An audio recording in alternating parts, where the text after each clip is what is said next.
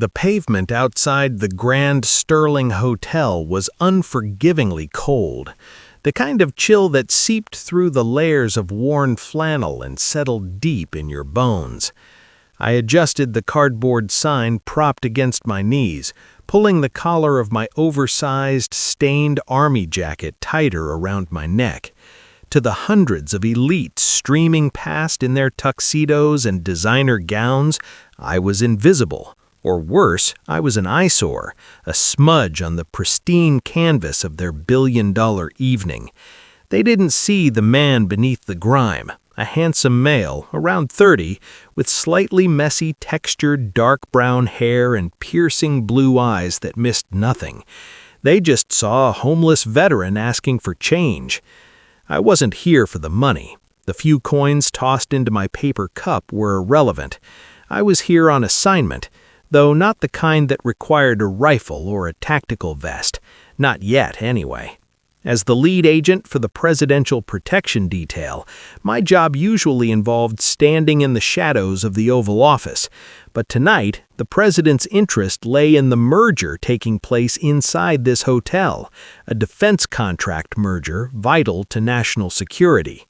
My orders were simple. Vet the character of the key players before the final signature was granted.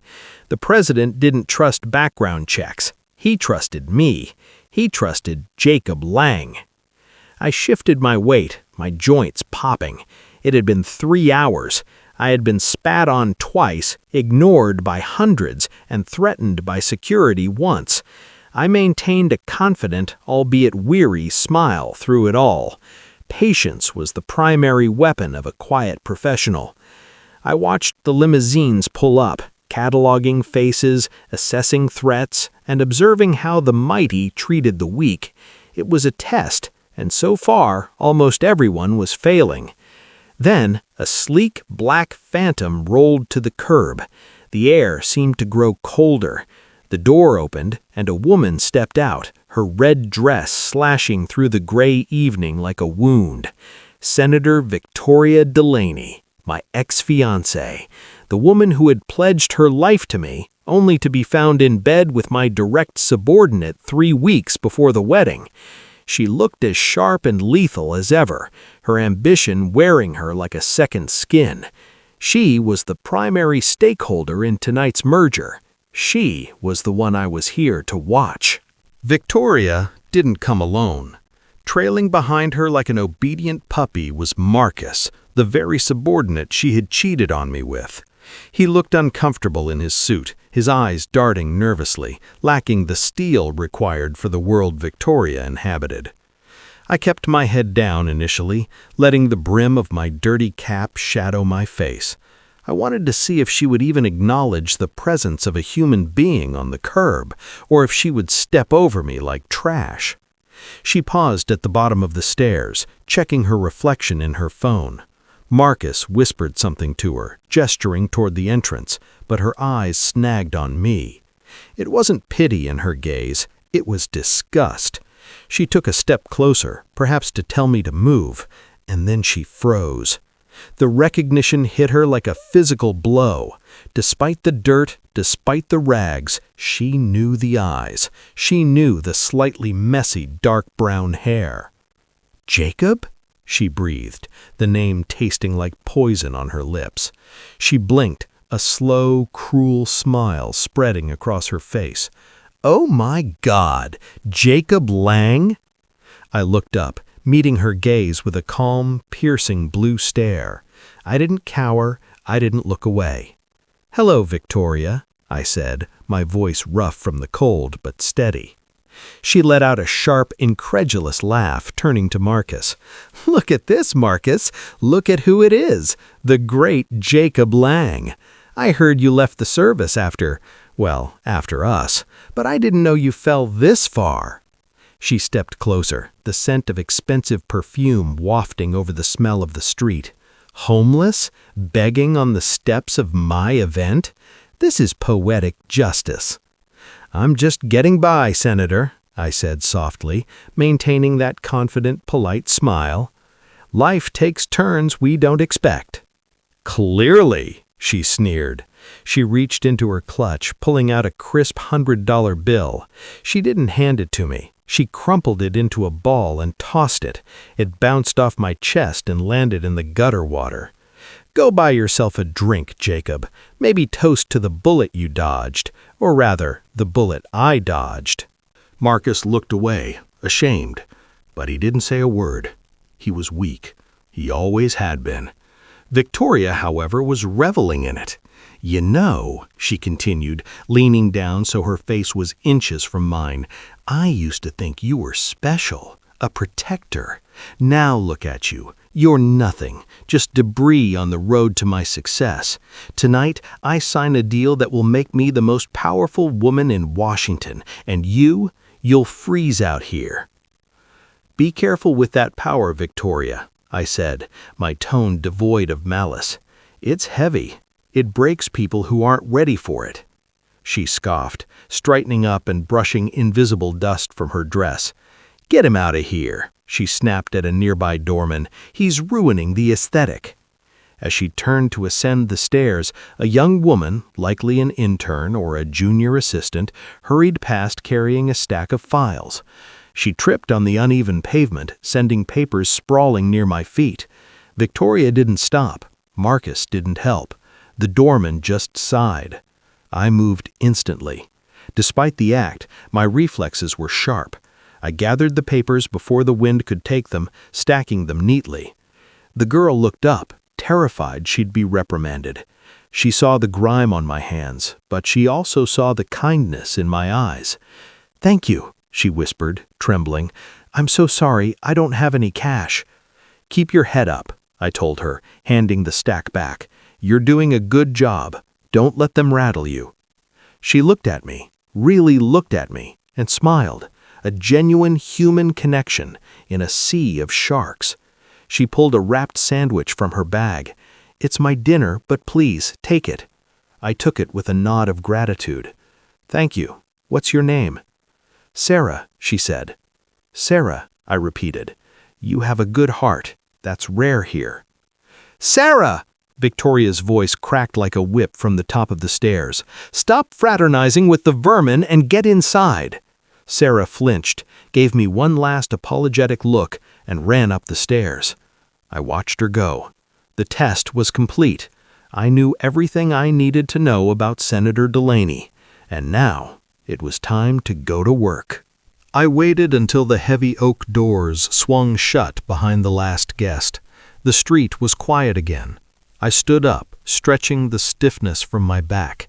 I picked up the sandwich Sarah had given me and placed it gently on the ledge of the planter box for someone who truly needed it. Then I walked around the corner to the service alley. A black SUV was waiting, engine idling silently. The rear window rolled down, revealing General Holloway, the chairman of the Joint Chiefs. He didn't look at my rags, he looked at me. "Status, Agent Lang?" he asked. "Perimeter is secure, General, but the internal integrity is compromised," I said, my voice shifting. The rasp was gone, replaced by the commanding baritone of a man who commanded battalions. "Senator Delaney is unstable, arrogant, compromised by ego." "She's the key signatory," Holloway grunted. "We need that merger for the defense grid." "Not with her at the helm," I replied, opening the back door. "The president gave me veto power. I intend to exercise it, but I need to do it publicly. She needs to be dismantled in front of her backers, or she'll spin this politically." "You have 45 minutes before the signing," Holloway said as I climbed in. The interior of the SUV was a mobile command center. I stripped off the filthy jacket, the torn flannel, the stained pants. Underneath, I was clean. I utilized the wet wipes and grooming kit laid out for me. I ran a hand through my dark brown hair, styling it back into a textured, controlled chaos. I scrubbed the grease from my face, revealing the jawline and the clear skin beneath. Then came the suit, a bespoke midnight blue tuxedo, tailored to perfection to hide the compact sidearm harnessed under my left arm. I adjusted the cufflinks, checked the reflection in the mirror, piercing blue eyes staring back, sharp and focused. I flashed a confident smile. The homeless veteran was gone. The ghost, the president's right hand, had arrived. "Let's go," I said, placing the earpiece in my ear. "I believe I have an invitation." The ballroom was a symphony of excess. Crystal chandeliers, champagne towers, and the murmur of deals being struck that would change the geopolitical landscape. I entered through the side, moving with the quiet grace of a predator. I stayed in the periphery, observing. Victoria was at the center of the room, holding court. She had a glass of champagne in one hand and was gesturing wildly with the other, recounting some story that had the circle of sycophants laughing on cue. Marcus stood behind her, holding her purse, looking miserable. And honestly, I heard her voice carry over the music, he was sitting right there in the gutter, my ex-fiancee. Can you believe it? I toss him $100 and he looks at me like I'm the bad guy. Some people just don't have the drive to succeed. The group laughed. "That's tragic, Senator," a CEO chuckled. "But it shows your character, helping the less fortunate." "Exactly," Victoria beamed. "I'm a humanitarian at heart." My blood ran cold, but my pulse didn't spike. I tapped my earpiece. "Kill the music," I whispered. 3 seconds later, the string quartet stopped abruptly. The room fell into a confused silence. The lights dimmed, leaving a single spotlight on the small stage where the signing table was prepared. Victoria looked around, annoyed. "What is this? Is it time for the speech already?" The general stepped onto the stage. "Ladies and gentlemen," his voice boomed, "before we proceed with the merger, there is a matter of final security clearance. The White House has sent an envoy to authorize the final transition of assets." Victoria rolled her eyes. "We've been cleared for months, General. Who is this bureaucrat?" "He is not a bureaucrat, Senator," the general said, stepping aside. "He is the authority." I stepped out from the shadows of the colonnade. The spotlight caught me.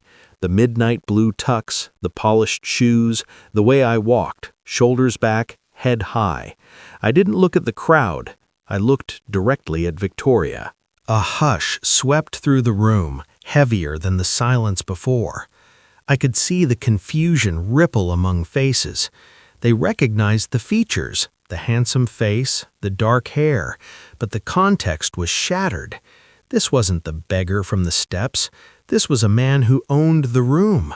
Victoria dropped her champagne glass. It shattered on the marble floor, the sound echoing like a gunshot. She stared, her mouth slightly open, her face draining of color. Marcus looked like he was about to faint. I walked up the stairs to the stage, moving past the general who offered me a sharp, respectful salute. I returned it casually. I stood behind the podium, gripping the sides, and looked out at the sea of stunned faces. Finally, my eyes landed on Victoria. "Good evening, everyone," I said, my voice calm, projecting effortlessly without a microphone, though I spoke into one. "My name is Jacob Lang, Special Agent in Charge, Presidential Protection Division, and, for the purposes of tonight, the Acting Director of Defense Contracting Oversight." The murmurs started instantly. "Jacob?" Victoria whispered, loud enough for the front row to hear. "But the steps." I smiled, that same confident smile I had given her on the street. "Yes, Senator, the steps. You see, the president values integrity above all else. When we hand over a billion-dollar defense contract, we aren't just buying technology, we are buying the character of the people who will wield it. We need to know who they are when they think no one is watching." I picked up the remote for the presentation screen behind me. "Tonight, I conducted a field assessment." The screen flickered to life. It was grainy footage from a security camera outside the hotel. It showed me sitting on the curb. It showed Victoria stepping out of the car. It showed her laughing. It showed her crumbling the money and throwing it at my chest. It showed her kicking the papers of the intern. The room gasped. It wasn't violent, but it was ugly. It was the raw ugliness of arrogance. This, I said, gesturing to the screen, is not the behavior of a leader entrusted with the nation's safety. This is the behavior of a bully. "Turn it off!" Victoria shrieked, finding her voice. She lunged toward the stage, her face twisted in fury. "This is entrapment! This is a setup! He's just a bitter ex-boyfriend! He's lying!" Two Secret Service agents in suits, my men, stepped out from the wings, blocking her path effortlessly. They didn't touch her, they just stood there, walls of silence. "I am not bitter, Senator," I said, my voice dropping an octave, deadly serious. "I forgave you for what you did to our relationship a long time ago. That was personal. This is professional. You demonstrated a lack of empathy and a surplus of cruelty. You treated a man you thought was a homeless veteran as garbage. You treated your own staff," I pointed to Sarah, who was standing in the back, eyes wide, "with contempt." I looked at the board of directors sitting in the front row. They looked horrified. They were business people, but they knew PR suicide when they saw it. As the holding authority, I continued, pulling a gold pen from my pocket, the pen intended for the signature, and clicking it shut, I am denying the security clearance for Senator Delaney's firm. The merger is approved, contingent on the immediate removal of Victoria Delaney from all executive and board positions. "You can't do that!" Victoria screamed, tears of rage streaming down her face. "Do you know who I am?" "I know exactly who you are," I said softly. "You're the woman who threw $100 at a man because it made you feel powerful. And now you're the woman who just lost a $1 billion deal." I looked at Marcus. He was trembling. "And Marcus," I said, "you're free to go, but I suggest you choose your partners more carefully in the future." I turned to the general. "The site is secure, General, but the leadership requires restructuring." The aftermath was swift. The board of directors, terrified of losing the government contract, voted on the spot. Victoria was escorted out, not by my men, but by the hotel security she had tried to sic on me earlier. She was screaming threats, but they rang hollow. Her political capital had evaporated the moment that video played. I stepped down from the stage. The room parted for me like the Red Sea.